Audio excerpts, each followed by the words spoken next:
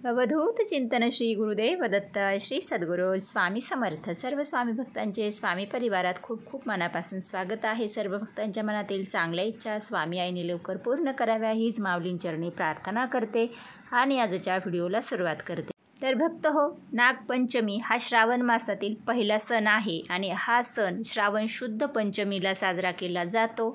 तर यावर्षी नागपंचमी आहे 9 ऑगस्ट या दिवशी। म्हणजे या दिवशी आपल्या महाराष्ट्रातील स्त्रिया भावाचा उपवास करतात। मग तो कसा करावा, कुणी करावा, भाऊ नसेल तर काय करावे आणि हा भावाचा उपवास नागपंचमीच्या दिवशी करायचा किंवा आधी करायचा, जे काही प्रश्न असतात, विधवा महिलांनी उपवास कसा करावा, पूजा करावी का, किंवा सुतक विटाळ असेल तर हा उपवास केला तर चालेल का, या सगळ्या प्रश्नांची उत्तरे आणि बरीच अशी या सणाविषयीची महत्त्वाची माहिती आजच्या व्हिडिओमध्ये आपण पाहणार आहोत। आणि हा व्हिडिओ अगदी शेवटपर्यंत पाहत असताना सगळ्यांनी कमेंट्समध्ये श्री स्वामी समर्थ असे लिहा। तर भक्त हो, 8 ऑगस्ट गुरुवारी या दिवशी आहे नागचतुर्थी। नागपंचमी ही दुसऱ्या दिवशी आहे, म्हणजे पंचमी तिथीला आपण नागपंचमी हा सण साजरा करतो। मग 8 ऑगस्टला आहे नागचतुर्थी, तर या दिवशीच आपण नागदेवांचा उपवास करतो। तर हा उपवास अगदी भारतभर वेगवेगळ्या पद्धतीने हा सण साजरा केला जातो, पण आपल्या महाराष्ट्रामध्ये याच नागाच्या उपवासाला म्हणजेच याला भावाचा उपवाससुद्धा म्हटलं जातं। तर नागपंचमी हा सण आपल्याला 9 ऑगस्ट दिवशी साजरा करायचा आहे। म्हणजे नागपंचमी आणि नागचतुर्थी या दोन्ही दिवसांचं खूप जास्तीचं जवळचं कनेक्शन आहे। म्हणजे सगळ्यात आधी 8 तारखेला आपल्याला नागचतुर्थी भावाचा उपवास करायचा आहे। आता ज्या महिलांना भाऊ आहे अशा महिला हा उपवास करतातच, पण ज्या महिलांना भाऊ नाही आहे अशा बहुतेक महिला हा उपवासच करत नाही आहेत। तर कृपया ही एक चूक करायची नाही आहे। जरी तुम्हाला या जन्मात भाऊ नसेल तरीसुद्धा तुम्ही हा उपवास करा। आता काही माझ्या ताईंना भाऊ असेल किंवा होते, पण काही कारणास्तव म्हणजे ते मृत झालेले आहेत किंवा ते देवाघरी गेलेले आहेत, तर मग अचानक अर्धवट वयामध्ये गेल्यानंतर आपण हा उपवास करत नाही, तर हे खूप चुकीचं आहे। आपल्याला देवाने भाऊ दिला होता, मग तो अल्पायुषी होता, पण पुढच्या जन्मात त्याला आयुष्य वाढावं म्हणून तुम्हाला हा उपवास करायचा आहे। आता या संदर्भात एक छोटीशी कथा आहे, कारण नागपंचमीचा भावाचा उपवास का केला जातो किंवा नागपंचमीला आपण काही झोके घेतो, मेहंदी काढण्याला महत्त्व आहे, झोका खेळण्याला महत्त्व आहे, हा उपवास का करतात, म्हणजेच भक्त हो, भावाचा उपवास का धरावा आणि नाही धरला तर काय होईल, यामागे एक कथा आहे आणि ही कथा अगदी थोडक्यात सांगते।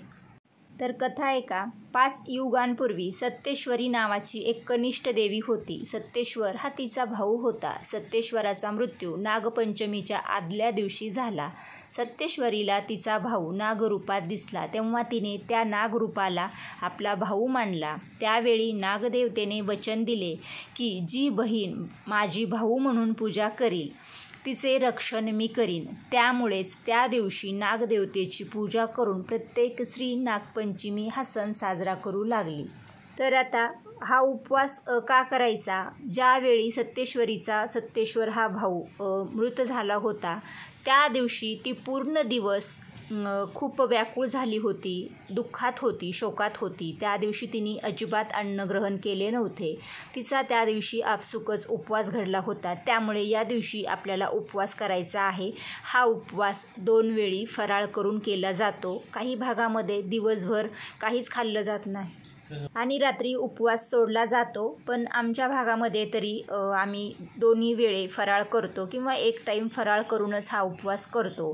म्हणजेच आपल्या भावाचं आयुष्य वाढलं जातं, त्यामुळे हा उपवास आवर्जून करावा। आता ज्या माझ्या ताईंना भाऊ नाही आहे किंवा ज्यांचा भाऊ होता पण तो मृत झालेला आहे किंवा कमी वयामध्येच गेला आहे, तरुण गेलेला आहे, मग आपण एक दुःख असतं, त्यामुळे आपण हा उपवास करत नाही। तर हा उपवास आवर्जून धरायचा आहे। होता तो जिथे कुठे असेल तिथे तो सुखी राहावा आणि नागदेवांच्या कृपेने पुढच्या जन्मी त्याला भरपूर आयुष्य मिळावं, यासाठी हा उपवास करायचा आहे। तर ज्या विधवा महिला आहेत त्यांनी हा उपवास करावा का, तर हो, त्यांनी हा उपवास करू शकतात, पूजासुद्धा करू शकतात, काहीच हरकत नाही। त्याचबरोबर ज्या गर्भवती महिला आहेत तर त्यांनी ही पूजा करावी का? तर गर्भवती महिलांनी नागदेवांची पूजा करू नये, कारण 7व्या महिन्यानंतर विटाळ असतो महिलेला, त्यामुळे नागदेवांची अजिबातसुद्धा सावली आपल्या गर्भावर पडू नये. यामुळे काय होईल की जो काही काल सर्पदोष असतो तो आपल्या मुलाला होतो, किंवा बऱ्याचशा महिलांचं 7व्या महिन्यानंतर गर्भाच्या गळ्याभोवती म्हणजे बाळाच्या गळ्याभोवती नागाचा वेढा पडला जातो. तर याला असं सुद्धा म्हणतात की जर नाग पाहिला किंवा नागाची सावली पडली तर सुद्धा असा प्रकार घडतो असं पूर्वी म्हणायचे. त्यामुळे तुम्ही कृपया गर्भवती महिलांनी नागदेवाची पूजा करू नये. आता बऱ्याच भागांमध्ये वारुळाला म्हणजे जिथे मुंग्यांनी वारूळ केलेलं असते मातीचे, तर त्या ठिकाणी जाऊन ही पूजा केली जाते. पण शहरामध्ये अशी सोय नसेल तर खूप जणी महिला घरीच पाटावर नागदेवांची पूजा करतात. तर ही पूजा कशी करावी जर तुम्हाला माहिती हवी असेल तर लगेच कमेंट्स करा, म्हणजे मी अगदी तो दिवस उद्याचा आहे आणि मग आधी तो व्हिडिओ शेअर करेल. तर आमच्याकडे तरी आम्ही वारुळाला जाऊनच ही पूजा करतो, आणि शहरामध्ये आम्ही राहतो तरी देखील आसपास जिथे वारूळ असेल आमच्याकडे एक प्रथाच आहे, त्यामुळे आम्ही घरी पाटावर वगैरे नाही करत. तरी तुम्हाला मी दाखवेल, दोन्हीही पूजा सांगण्याचा प्रयत्न करेल. तर मैत्रिणींनो, तुम्ही खूप वेळा तुमच्या आई आजी यांच्याकडून ऐकलं असेल की पंचमीला आवर्जून प्रत्येक महिलेने 5 झोके खेळावे. तर बघा, आता ग्रामीण भागामध्ये झाडाला उंच असे झोके बांधले जातात, शहरात असं अजिबात नाही आहे. तर मी सुद्धा माझ्या बालपणी अशी झोके खेळलेली आहे, आणि मी माझ्या आईकडून आत्याकडून ऐकलेलं आहे की आवर्जून 5 झोके खेळावे, त्याचबरोबर हाताला मेहंदीही लावावी. तर यामागे त्यावेळी काय शास्त्र असेल हे माहीत नव्हतं. तर बघा, यामागे 2 गोष्टी आहेत. वैज्ञानिक म्हणाल तर स्त्रियांनी झोका खेळल्याने काय होतं, एक आपला क्षात्रभाव भक्तिभाव वाढून सात्विकतेच्या लहरी आपल्याला मिळतात, आणि दुसरं म्हणाल तर सत्येश्वरीचा जो भाऊ तिला नागरूपामध्ये दर्शन दिलं त्यावेळी ती झाडावरती ज्या वेली असतात या वेलींवर बसून आनंदाचे झोके घेत होते, म्हणून सुद्धा ही प्रथा पडलेली आहे. या दिवशी हातावरती मेहंदी काढावी, म्हणजे तिने तो दिवस असा खूप आनंदात एक साजरा केला होता. आजसुद्धा बघा तुम्ही गावाकडे लहान मुलांना आवडीने नवीन कपडे घेतले जातात. तर आता आपल्याकडे शहरामध्ये ज्यांना खूप सगळं काही असतं अशा मुलांना वाढदिवस असो किंवा कुठले सण समारंभ असो नेहमीच कपडे घेतले जातात. पण एक पूर्वी परिस्थितीसुद्धा नाजूक असायची, आणि आवर्जून पंचमीला नवीन कपडे घेतलेच जायचे, आणि ती एक उत्सुकता वेगळीच होती. मोठ्या झाडांना झोके बांधले जायचे. तर लहान मोठे आणि अगदी वृद्धसुद्धा यावरती बसून 5 झोके घेतले जायचे. अगदी म्हाताऱ्यासुद्धा महिला हातावरती 5 टिपके का होईना मेहंदीचे काढायच्याच. तर हे सगळं काही पंचमीला आवर्जून केलं जातं, करावं. यामागे शास्त्रसुद्धा आहे. आपल्या भावाबद्दल एक आपल्याला भावाचं आरोग्य वाढावं किंवा त्याला दीर्घायुष्य प्राप्त व्हावं आणि जन्मोजन्मी आपल्याला असा चांगला भाऊ मिळावा. तर नागदेव आपल्या भावाची रक्षा करत असतो, यामागे असा सुद्धा एक हेतू आहे. तर या दिवशी तुम्ही उपवास करा. ज्या महिला गरोदर आहेत सध्या त्यांनी उपवास केला चालेल. 7व्या महिन्याच्या पुढे काहींना उपवास जमत नाही तर त्यांनी कृपया नाही उपवास केला तरी चालेल. पण जर हा उपवास मोडला तर पुन्हा उपवास धरताना एक नियम आहे, तो असा की अगदी छोटासा चांदीचा किंवा सोन्याचा नाग तयार करावा लागतो, आणि तो म्हणजे पुढील जे काही नागपंचमीचा उपवास असेल, आपण वारुळाला पूजा करायला जातो तर तो वारुळात टाकला जातो. तर हे मी सुद्धा माझ्या मुलीच्या प्रेग्नेन्सीच्या वेळी केलं होतं पहिल्या वेळी. तर मला तो उपवास मी सोडला होता आणि मी तशा पद्धतीने छोटासा नाग तयार करून टाकला होता. तर अशा काही गोष्टी आहेत ज्या आपण पाळल्या पाहिजेत. त्याचबरोबर नागपंचमीला काही गोष्टी करायच्या नाहीत, म्हणजेच तुम्हाला या गोष्टी प्रकर्षाने पाळायच्या आहे. पहिली काय आहे तर कापणे. या दिवशी कुठलाही घरात पदार्थ कापायचा नाही आहे. म्हणजे बऱ्याचदा आपण कांदा कापतो, टोमॅटो कापतो किंवा भाजी चिरतो. तर चिरणे, कापणे किंवा शिवणे तळणे किंवा शेत वगैरे नांगरणे उकरणे अशा गोष्टी करायच्या नाहीत. शक्यतो ज्यांना शक्य होतच नाही आहे ही कामे करावीच लागतात तर त्यांनी कृपया केली तरी चालेल. गरोदर महिलांनी हे काम अजिबात करायचे नाहीत.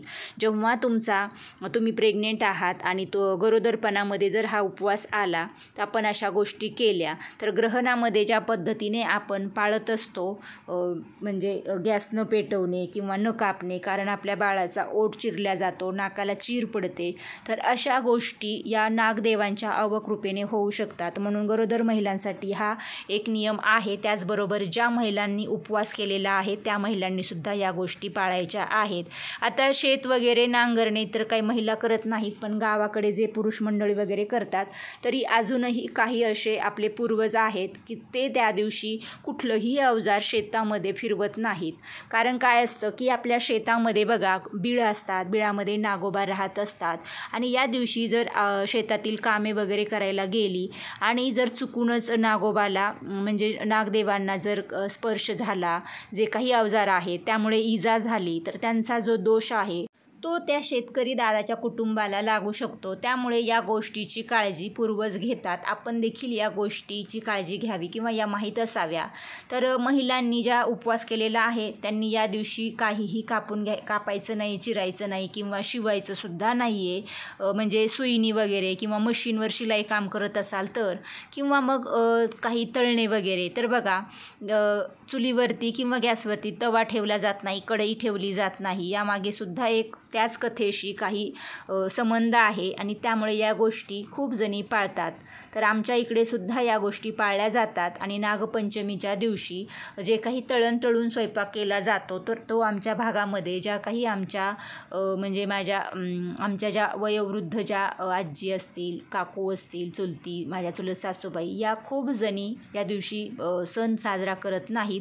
तळलं जात नाही तर ते दुसऱ्या दिवशी करतात. तर या गोष्टी तुम्हाला शक्य असतील तर नक्की पाळा, पण माहीतसुद्धा असाव्या.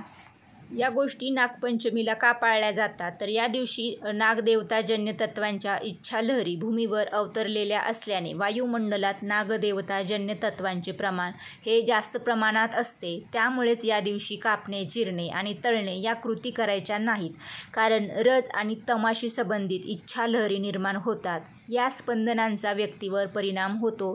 तसेच देवताजन्य इच्छा लहरींच्या कार्याला विरोध होतो. त्यामुळे नागदेवताजन्य लहरींना कार्य करण्यास अडथळा येतो आणि मग आपल्याला नागदेवतांचा पाप लागतो, दोष लागतात. म्हणूनच अशा गोष्टी आपल्याला पूर्णपणे टाळायच्या आहेत. तर भक्त हो, नागपंचमी म्हणजेच आपला हा भावाचा उपवास कसा करावा हे तुम्हाला समजलेलं आहे. आणि कुणी करावा? सगळ्या महिलांनी करावा. ज्यांना भाऊ नसेल त्यांनी आवर्जून करावा, कारण या जन्मात नाही पुढच्या जन्मामध्ये नक्की तुम्हाला भाऊ असेल. तुमची ही जी काही प्रार्थना आहे या उपवासाचं फळ पुढच्या जन्मात मिळेल. किंवा मग तुमच्या मुलींना, म्हणजे तुम्हाला मुली आहेत, मुलगा नाही आहे, त्यांना भाऊ मिळेल. किंवा ज्यांचा भाऊ अर्धवट वयामध्ये गेलेला आहे तर त्यांनी आवर्जून धरावा. दुःख आपण एक धरतो आणि मग उपवासच करत नाही, असं करू नका. तुमच्या भावाला जिथे कुठे असेल तिथे त्याला सुख मिळेल. आणि नागदेवता हे सुद्धा भाऊच आहेत. ज्यांना भाऊ नाही आहे त्यांनी नागदेवांना भाऊ मानून त्यांची पूजा करावी. वारुळाची पूजा करा किंवा घरात पूजा करा, त्यांच्यासाठी उपवास करा. म्हणजेच तुमच्या भावाला एक चांगलं आरोग्य मिळेल, सुख समाधान मिळेल आणि त्याचा संसार सुखाचा होईल. ज्यांना नाही त्यांना पुढच्या जन्मी मिळेल. ज्यांचा अर्धवट गेलेला आहे तो सुद्धा जिथे असेल तिथे सुखी राहील. आणि ज्यांना मुली आहेत त्यांच्या मुलींना भाऊ मिळेल. यामागे खूप सगळी कारणे आहेत. तर मनोभावे हा उपवास करा. भक्त हो, आजचा स्वामी संदेश आवडल्यास नक्की लाईक करा आणि जास्तीत जास्त पुढे शेअर करा. जे नवीन आहेत त्यांनी चॅनलला सबस्क्राईब करून शेजारील बेल आयकॉन प्रेस करा, म्हणजेच तुम्हाला या चॅनलवरील नवनवीन स्वामी संदेश ऐकायला पाहायला मिळतील आणि अखंड स्वामींची कृपादृष्टी राहील. आजची सेवा स्वामी आई चरणी अर्पण करूया. श्री स्वामी समर्थ. जय जय स्वामी समर्थ.